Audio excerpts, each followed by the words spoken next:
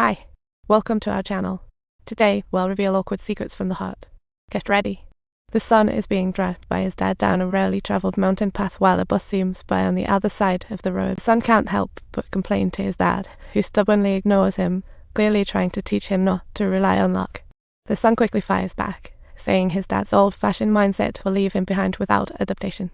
The father confiscates the son's radio, and now they are both stubbornly sulking on the journey, one ahead of the other. Neither talks till reaching the stream, where father says the shortcut saves 8 miles. After that, he starts rambling about how to cross the stream safely without falling in. As he talks, he rolls up his pants, planning to join his son, but is told, "Don't take off your shoes." The son says he'll carry him across, and for a moment, the father is stunned. Well, enjoy that. He awkwardly shuffles forward a few steps and plops down with a sigh. In my lifetime, I've always travelled alone, never got to enjoy this. The son quickly finishes his task, looking thrilled as he waves at Dad, who smiles in return. He awaits his son to carry him uphill, his first time being carried by his son. It feels spacious and solid, and he suddenly wonders when the last time he carried his son was. That thought reminds him of how young his son once was, just a little kid running around in a red bunny. It was New Year's, and a time when he was young, and Mom didn't look like she does now. Time really flies, and when he comes back to reality, he realizes there's a huge gap between him and his son. Once on shore, the son sets his dad down carefully, who tenderly pats the sweat-soaked shirt, quickly looking down to hide his emotions. Wiping his tears with a handkerchief, he stealthily turns away to dry them. This time, the son seems to get where Dad's coming from. You still haven't ditched that oil bag. They keep walking, and he mentions the water temperature. He never imagined that on the hottest day, the stream would be so chilly, and his father had crossed many times in all seasons. As his second son fetches a stick, gives it to his dad, suggesting a fire to warm up. Flames soon roar. In that cozy spot, Dad asks about a scar he noticed on his son's neck. That was when I was 15, and I slipped while carrying something home from the field. When I got home, I thought, why did Mom have nothing to say?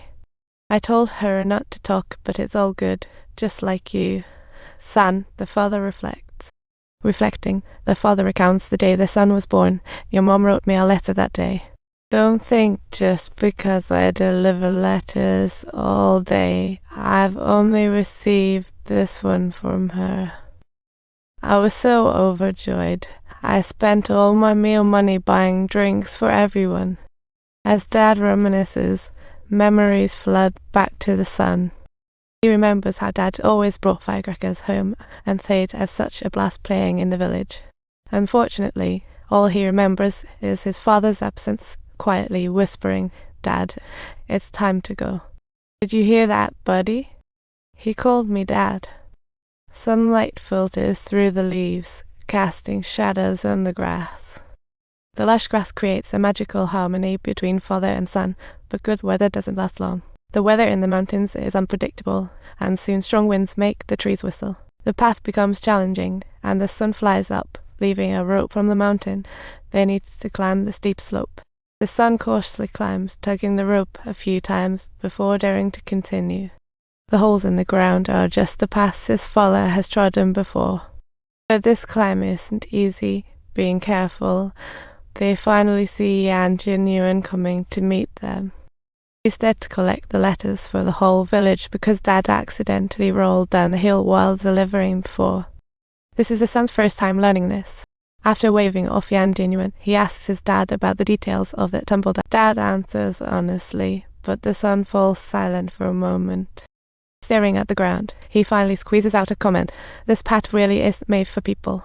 They start chatting half-heartedly until suddenly someone shouts from the top of the hill. I received the Chenjiden and 3 subjects. Jan Genuine's voice echoes from the top.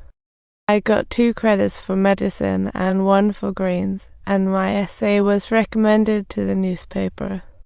The teacher even told me to do secret interviews. Next time you come, he'll interview you. The son excitedly responds to Jan Genuine, noticing his dad chuckle too. They felt like celebrities getting interviewed. However, after the laughter, The father falls quiet, walking slowly and struggling. Suddenly, the son sees their difference. Hope for him, despair for his father, no future ahead.